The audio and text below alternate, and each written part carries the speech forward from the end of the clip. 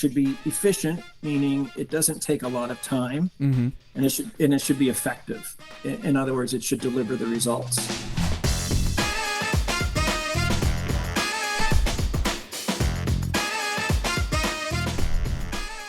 Hi, I'm Russ, and this is the Memory Makers Podcast, the show that helps you create amazing customer experiences and create more memories.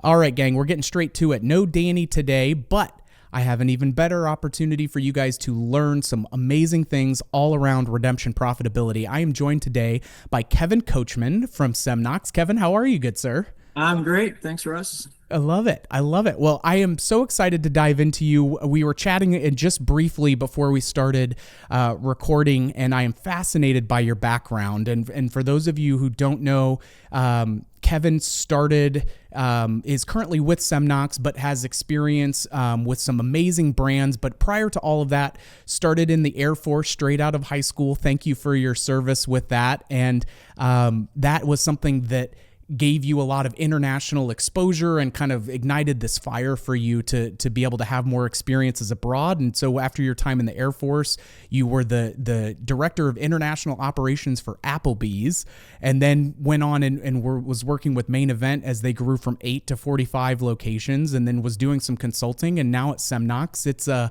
tour de force, my friend. I'm so excited to dive in. Yeah. So when you first started with Applebee's coming out of there, what were some of the kind of key takeaways, or for any of your stops? Like, not being, because there's some folks like me, I was a party host at a laser tag facility in high school. I went off and did some other things and then ended up coming back into the industry. What, coming new to the newer, or not initially starting out from a young age, what were some of the things from Applebee's and Main Event and other things that have just shaped your perception of our industry and what you love about it? Well, when I was in the Air Force, I had the opportunity to be based in a very small farming village in Kumsan, Korea. And I had a chance to get involved with some ministry with some Korean Air Force pilots. And through that, I started meeting different people in Korea and really got challenged by the idea of doing international work. So when I went back to the States and started up with Applebee's, I was working in the training department, and there was a position open on the international team. And what it was is, as Applebee's was growing, we started recruiting different international franchisees. And what really struck me about that position, Russ, was how much international business and international franchisee startup is so relationship based. And even though I was there as a business consultant to help teach them how to open up their first Applebee's and how to get purchasing going and how to hire managers and all of that, what my biggest takeaway was the importance of personal relationships in business, particularly in places like the Middle East or Latin America, where, when you're doing business with someone, you're not just doing business with them, you're doing business with their partners, you're doing business with their family. And they actually adopt you into their family, and you become part of their social circle. And so, my big takeaway from that is just the importance of having those great relationships and having integrity and honesty and having a good character as you're doing business with people. Well, I think that's probably an easy extension from your time in the Air Force as well, and probably something that resonates true with you just at your core. So that's fascinating, and I love it. And it's illuminating as well, where there are certain pieces of it can feel intimidating being in new markets or trying new things, but ultimately at the end of the day, you have to have rapport and trust and confidence in the people around you, and that is, it's nice to see that that's a fundamental pillar regardless of culture or country, which I really like. Tell me a little bit about your time at Main Event. You were there for a while, through a huge explosion of growth, obviously, as they were going through that. What was your main focus with your time there, and what were some of your key takeaways from working with Main Event? Yeah, when I started, it was back in 2008. So the timing was very interesting because we were just kind of going through the financial crisis. So Right. it wasn't the opportune time for high growth. So we Right.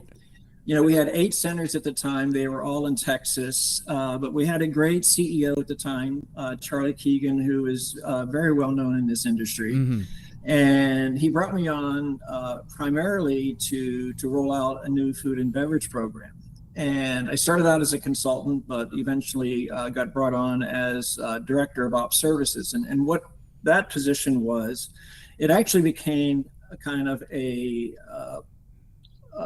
director of stuff almost, because it grew into rolling out new software, new scheduling tools, new labor management tools, new P&L tools, and then we grew into things like how do you open up a new center, and we developed like almost 1,000 different tasks that you have to put together to open up a new center. And then once you start opening centers, how do you replicate that? How do you replicate your success? And how do you train a team on how to open up new centers? And then we got to a point where we opened up 9 centers in 1 year. Wow. So Yeah. then how do you develop Drinking from the fire resources? hose. Yeah, how do you develop enough teams to open up that many centers in 1 year? So again, it comes down to people. I'm a very results oriented person. I've always been results oriented, but I worked with some people that were able to help me balance that with results, and people are equally important. And it's the people that help you get the results. And so you have to have both. But again, it comes down to relationships, and it comes down to trust and honesty and integrity and character. And not only do you have to have that as an individual, your company has to have that. And your leadership team has to have that. And if they don't have that, you're not going to have as much success as you normally would. So that was my big takeaway. I love it. Well, I'm definitely sensing that we're going to have you back on for another episode, just wholly focusing on those kinds of lessons, and because it's you've definitely got the 10,000 hours in when it comes to the culture and the leadership side of things as well. But I'd love to dive in a little bit with, obviously you've joined the team at Semnox. What was it about Semnox that drew you to them as your next adventure? Well, it's an interesting story. I was working on a big project up in New Jersey at the American Dream Mall, and it's a very high-end mall, and we were working with an investor who wanted to open up a new brand of family entertainment center. So we were looking at different POS systems, and we settled on 2, and one of those 2 was Semnox. And so I was a client. And so I worked with them through from contract all the way to programming and picking out the hardware and the software. And once that project finished, I was looking for something else, and I started talking to the folks at Semnox, and they're just fantastic people, by the way. Yeah. And they have a very culture-centered company as well, which really attracted me. They have a 5-point philosophy about what's important to their company, and so that really attracted me. So in November I started. So Hot here we are. Off to the races. No time like November to join a company right before IAPA. So that is exactly really jumping into the deep end right out of the gate with all of that. But that's fabulous. I love it. Well, so let's talk a little bit. We wanted the main focus of today to be around redemption profitability, and I love these episodes where we can get into some of the tactical takeaways, peeling back layers of the onion on an area that I think, quite frankly, gets either pushed to the as an afterthought until hey, we're going to think about all of the different stuff that we're going to put in, and we're going to pick the design, and we're going to go through all of this, and we get to 80% through the system, or or the development of a project, and then it's oh shoot, like we need the what are we going to do for our arcade and our system, and how are we going to have the card system then make the ecosystem between arcade and redemption really profitable and work synergistically together. So to start off with, when we're looking at profitability around redemption, cost of sales is a first kind of tenet that typically comes to mind. And so tell me a little bit about, when we're defining redemption cost of sale, what are some of the things that we need to be looking at for that? So cost of sales to me is important because it is the second biggest number on the P&L that you have to manage. The biggest number is typically your labor cost, right? Right. So between your manager labor and your employee labor, that's say 33%. But your next biggest number is cost of sales. Redemption cost of sales is no different than food or bar cost of sales. It's your beginning inventory plus your purchases minus your ending inventory, and that is your usage. That's your cost of sales. But redemption inventory typically is a real challenge for operators because they don't necessarily understand how to calculate it, how to get at a theoretical cost of sales for redemption. Typically, they have problems with the size of their inventory, how to count the inventory. So I wanted to spend just a few minutes talking about what is redemption inventory and how can we make it a little bit less pain-free. Yeah. Any redemption inventory, it should be easy, meaning anyone can do it. Should be efficient, meaning it doesn't take a lot of time, and it should be effective. In other words, it should deliver the results. So if your redemption program is not working, here's how you can tell. If you've got 10,000 Aquaman water bottles left over from 2018, it could be your redemption program is not working. If you have a well-stocked storage room but can't get the door open to count it all, your redemption program may not be working.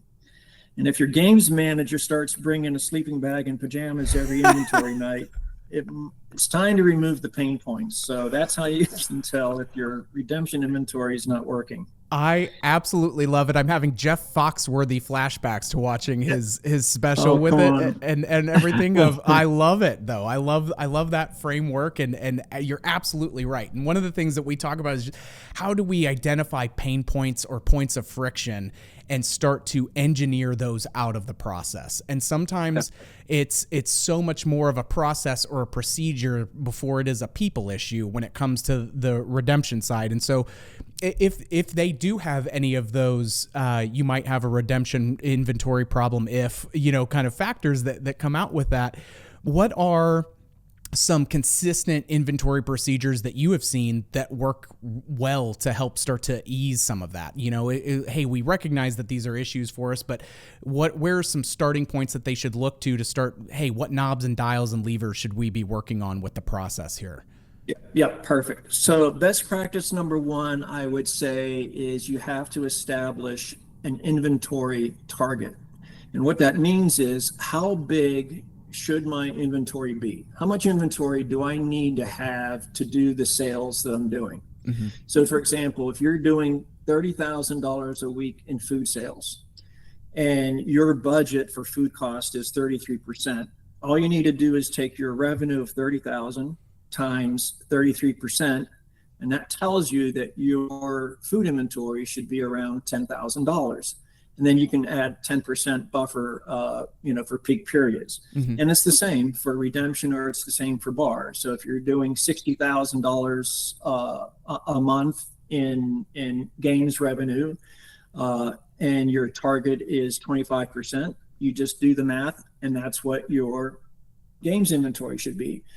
And so when I say that's what your inventory should be, it also means that's how much you should start the month with, that's how much you should buy each month, and that's how much you should end the month with. So that you don't have this roller coaster effect to inventory. So you don't want one month to buy $40,000 worth of product, and then next month you're buying only 10,000. You want it even across. Okay. So you want to, the best practice number one is establish targets for how much inventory you actually need, either for the week or for the month, depending on how you do inventory. Second best practice is you have to manage your inventory partners, your vendors, your distributors, so that they're not managing you.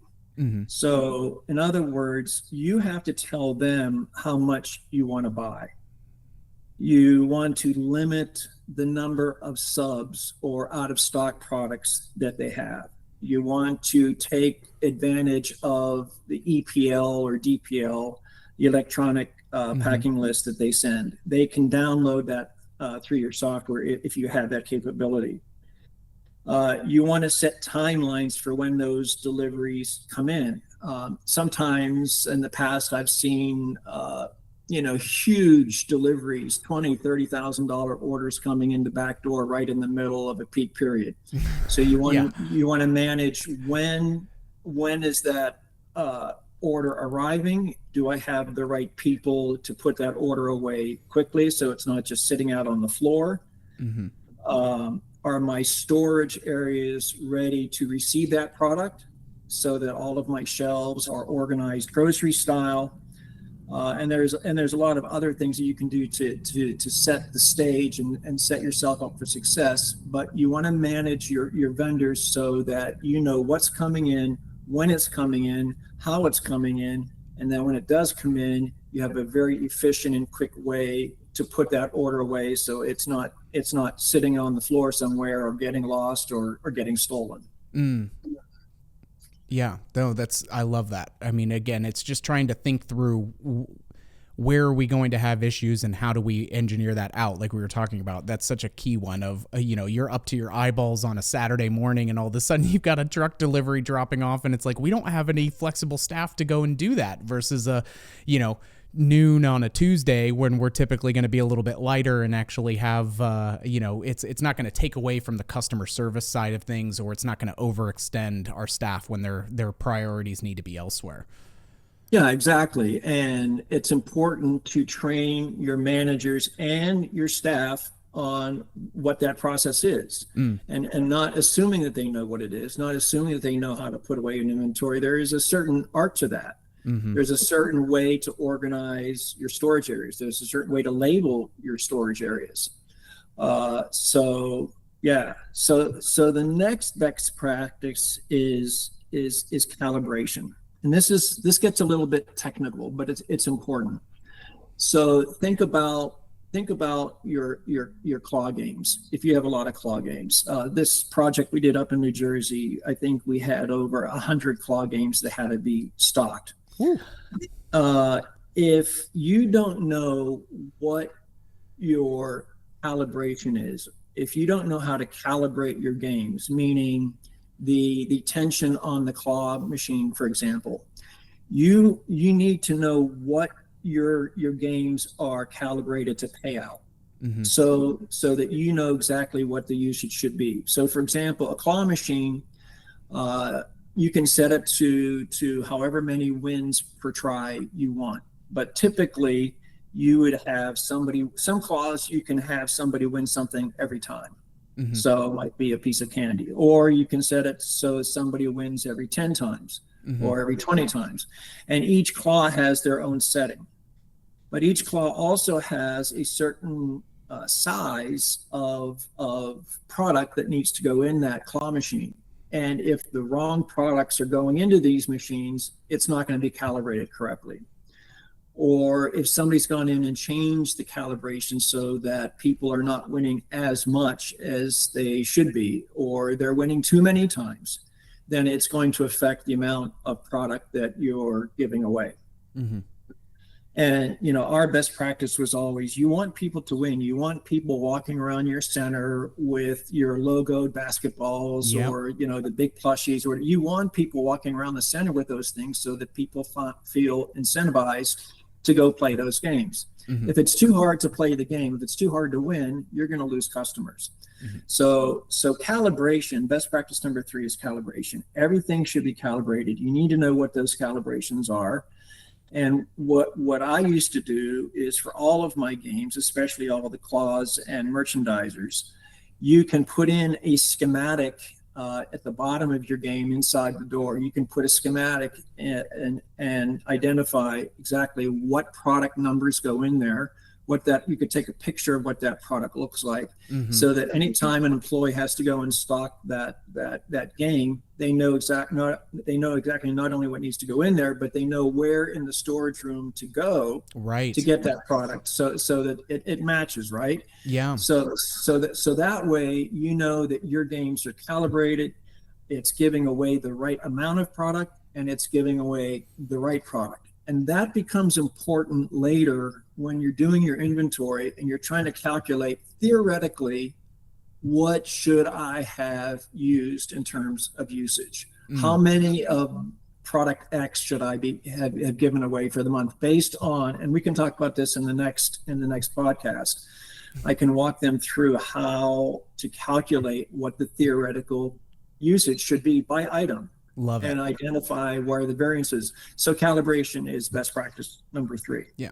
And to your point, before we hop on to the next one, so that idea of how do we map this out? How do we have references with pictures and where to go and all of that?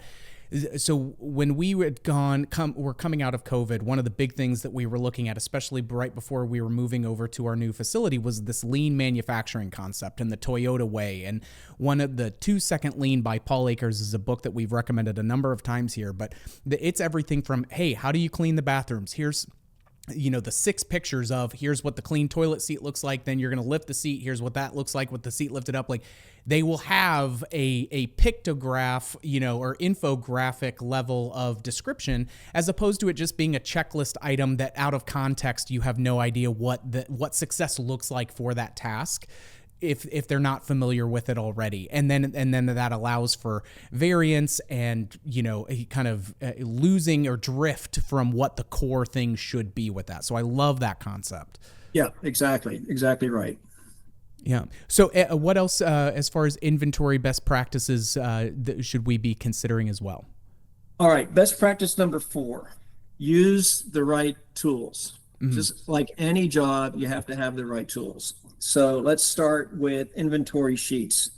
You want to make sure that your inventory sheets, whether they're electronic or whether they're print-based, they've got to have the right number of products. They have to have the correct names. They have to have the correct pricing, and they should also have the correct location as to where that product is located.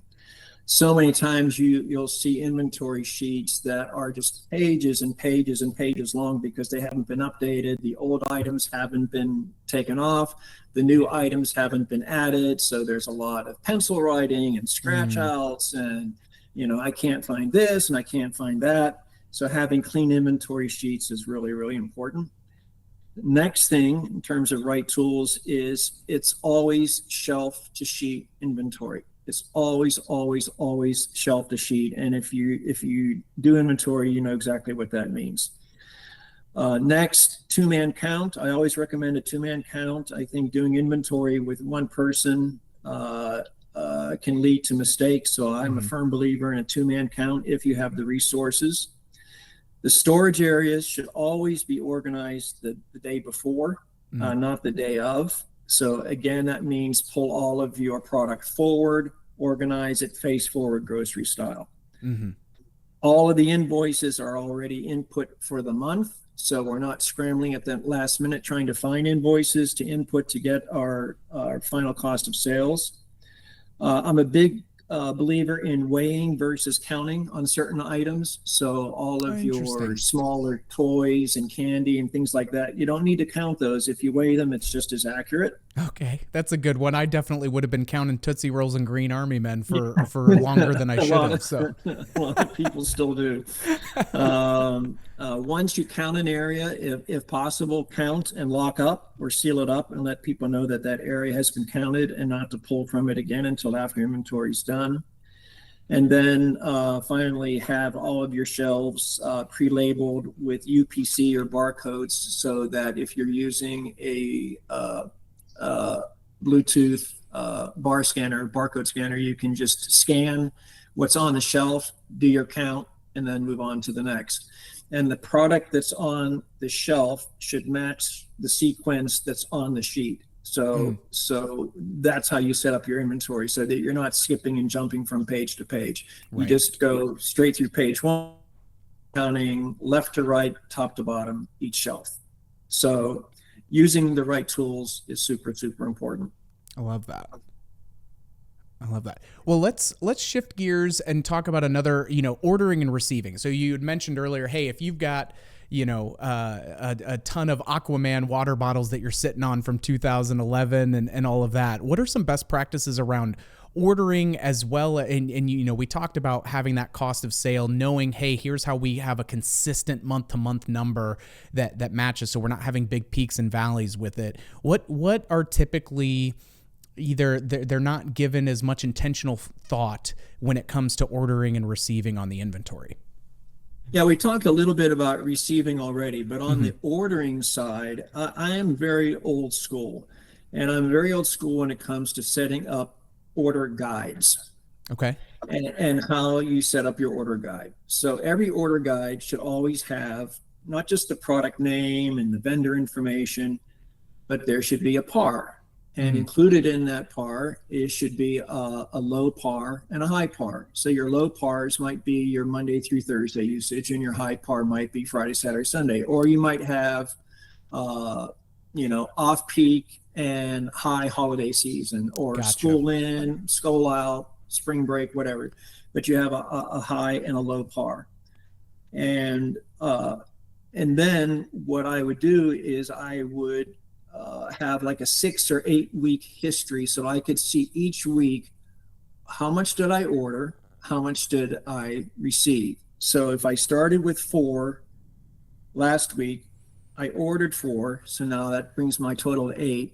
Now on this count, I have 2 left. I know that my usage was 6, right? And if you have that history in front of you, you can see, oh, okay, my weekly usage seems to be between 6 and 7 cases every week for this product. Gotcha. So I know that my par should be probably 7 or 8 to give myself a little buffer. So setting up that order guide like that is really, really important. Nice. Sometimes for redemption, it can be a little bit more challenging because you're not talking about by the each, you're talking about by the case. Right. Right. So if you're ordering by the case, you want to make sure that your order unit is by the case, so that anybody, if you're on vacation and somebody else is doing the ordering, you want to make sure that they're ordering by the case and not by the each. Right. Yeah. So We wanted 6 cases of the new, Super Mario Brothers plush, and we ended up getting 6 Mario plushes instead of 6 cases. Exactly. I mean, and it sounds a little, mundane, but that's exactly how it works. And the attention to detail is just really, really important. And again, going back to, if you want your cost of sales to be around $10,000 a month, that's how much you need to order a month. You don't need to order more. You don't need to order less. And, so it's a very old school way of approaching ordering, but I find that it works. Yeah. So, and I love that. I think it makes it consistent and easy and repeatable for, and you were talking earlier, it needs to be easy. It needs to be efficient and effective with that. And I love how well that resonates with it. Do you have any, from your experiences, sometimes it's easy to try to, hey, this is a hot trend piece. This is a this and that's. There are some folks that swing for the fences and then end up getting burned by over ordering certain, pieces that may not age as well, or they've got a short window based on a movie release or something else like that. Is there anything around that folks just need to be cognizant of, with it when they're looking at something of like, wow, this would be really incredible to have. I know I'm going to pay a little bit more for it, but I know that also represents a potential return. But how do we avoid sitting on 11 cases or a ton of units of something that then, because we got a little over enthusiastic? Yeah, a couple of things. So number one, there are plenty of cost control software solutions out there that you can buy.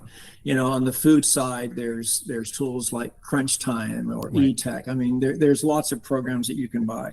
Semnox has a similar inventory management module that we offer as part of our basic package Cool. that helps you identify exactly what your weekly order should be. It will Mm, take a look exactly at what you're using, where you're buying from, how much you're buying, and it will give you a recommended order amount. So that's one solution. But to specifically to your question, that has to do with the relationship with your vendors. hmm And you can work out an agreement with your vendors in terms of if they're recommending a movie release product and they say, well, we think this is going to be really hot.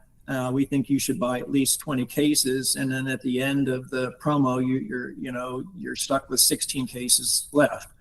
You can work out an agreement with your vendor that says, if we do not use more than X, will you accept a return of Y? hmm And if that doesn't work, then and you are still responsible for the product, then there's other things that you can do. You can have a certain part of your redemption store that either has a discount item, or maybe those items become employee giveaways. There's other things that you can do with that product. But I think the most important thing is having that relationship and agreement with your vendor, and that's hmm all spelled out in the contract. Sure. To me, that would be the most important piece. Love it. Understanding the numbers, of hey, we've got these usage reports, we've got the thises and that's, and there are plenty of locations where it's, hey, we do a really good job documenting all of this. We have all of this in front of us. But as Danny and I will consistently say, knowledge is not power, it's potential power. It's what you actually do with it and execute from there. So when we have a plethora of metrics and quantities and all of these things that are in front of us, what are some of the key relationships between, hey, if this number's telling me this and this number's telling me this, what then am I extrapolating from it? What are some of the key things to keep an eye on when folks are trying to, if you're not a natural spreadsheeter like myself, how do I make my brain tune to that frequency a little better?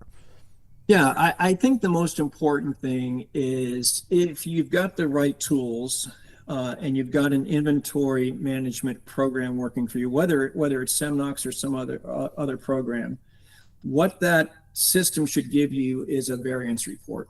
hmm And typically you can get a variance report either by category or by item, and I like the one that gives it to you by item. So it will tell you if you bought 6 cases of Tootsie Rolls, you sold 4.5 cases, you should have a case and a half left. That variance report is so helpful to help the manager troubleshoot and identify where the variances are. Typically, what happens when inventories are done, there's mistakes made. It could be an input mistake, it could be a counting mistake, it could be a pricing mistake, an extension mistake. So the first thing to do, I think, is the best practice is to go through the completed inventory sheet and make sure that all of the extensions are correct, make sure all of the counts are correct, and then go to your invoicing, make sure all of your invoices have been put in, and they've been put in with the right prices, that have been put in with the right quantity. And then that should spit out an accurate variance report. And it's that variance report that you want to train managers how to identify from where are my highest variances, where are my lowest variances, and making sure that they troubleshoot the highest variances first. That's what the Semnox product does. That's what most inventory modules and other software should do for you. But that is your key tool, is troubleshooting and tracking down the variances. You may not get all of them at the same time, but if you can capture 80% of it, I think you're doing pretty good. Nice. Well, on that note, you had mentioned that, that's another tool for success. What other high-level tools for success, or specific tools for success, rather, would make sense that folks need to be aware of and say, ooh, we need to have something like this in place? There's a kiosk that Semnox has just come out with that I think is fantastic. It's called Claim Price. And what it is, so in a typical redemption store, if you go to any family entertainment center, typically there's a redemption counter, redemption store, and this is where the kids go in and they look around and they shop, and they've got 150 tickets that are burning a hole in their pocket, and they just got to spend it. Yeah. So you have, sometimes 15, 20 people walking around your store. That takes up a lot of time. It takes up a lot of employee time, trying to find product. Then you got to pull that product, you got to ring up that product. And when you've got, a bunch of kids and anxious moms and dads trying to get out of there, right, it can take up a lot of time. So Semnox has come up with something called Claim Prize. And all it is a digital kiosk that's out on the guest floor. It's guest facing, self-service, and families can just go and either by category or by point value, they can identify exactly what prize they'd like to redeem. They tap their card, it automatically subtracts the ticket count from their balance, and then that communication automatically gets sent to a monitor in the redemption store. The employee sees it, and even before the family gets there, they can have that product pulled. That's great. And boom. And it's so easy, so efficient, so effective, and it helps you manage your inventory, and it helps track everything that's coming in, and it tracks everything that's going out.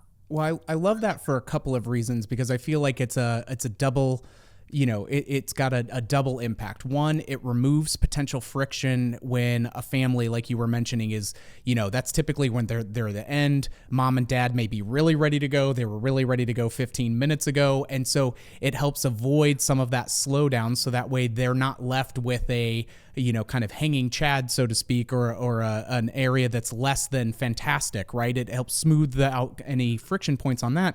But then it also directly leads into better inventory control and everything else from a staffing perspective too. Yeah, and top of the list is definitely guest experience. It makes it such a seamless guest experience, and it's much more likely for that family to return. I love it.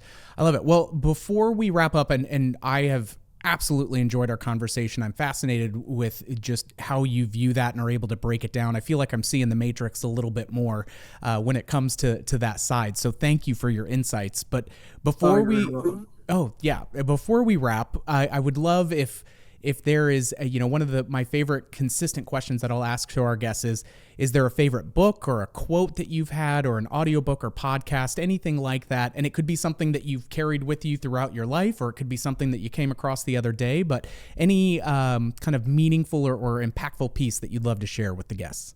Yeah, sure. One of my favorite books of all time is called Flight of the Buffalo. Okay. I don't know if you've heard of this book. I haven't. I'm excited. I love it. We're adding it to the list. Yeah, and I've forgotten the author's name, but I'll try to get it to you. But it's called Flight of the Buffalo. It's been out there for, I think, 25 years maybe.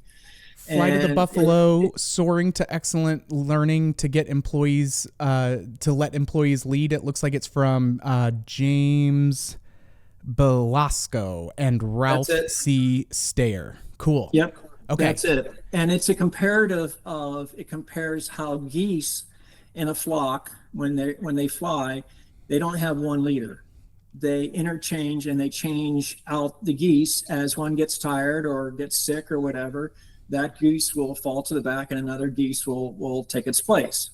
As opposed to the buffalo herd, where it's the head buffalo, and what the head buffalo says goes, and that's it. So it's just two completely different styles of leadership comparison, and it is just it's an amazing read, and I've learned a lot from it, because I used to be a head buffalo, and now now I'm not one so much anymore. It still comes out once in a while, but he stays hidden for the most part. I like it. It's a great book. I think for any operator, for any owner that needs some input on leadership style change, that's the book for you. Oh, I love it. That is right up our alley. I look forward to diving into it. I'm going to add it to our company Audible list. That is absolutely wonderful. Thank you for sharing that. And while you were saying that, the Flight of the Buffalo, I'm just having Buffalo Wild Wings images flash in front of my head while that all goes. But I love it. Well, with that, I think we're at a fabulous place to wrap up. I look forward to doing another episode with you. We can go even further on the other pieces. And thank you so much for sharing your insights. For those of you listening and watching, we've got more awesome content coming your way through the weekly episodes, so be sure to come back and check out new pieces as they drop. If you liked what you heard today, please give us a rating. We'd love it. We always appreciate the 5 stars, please and thank you. And if you have ideas for future episodes, things that we should be tackling and uncovering for you, hit us up on social media, and we'll be sure to add that into the mix. And as always, big shout out to Mikey Mike on the 1s and 2s working the Ultranet for me. And Kevin Kochman, thank you so much. I've really enjoyed the conversation, and we'll look forward to seeing you again soon. And troublemakers out there, go make some memories.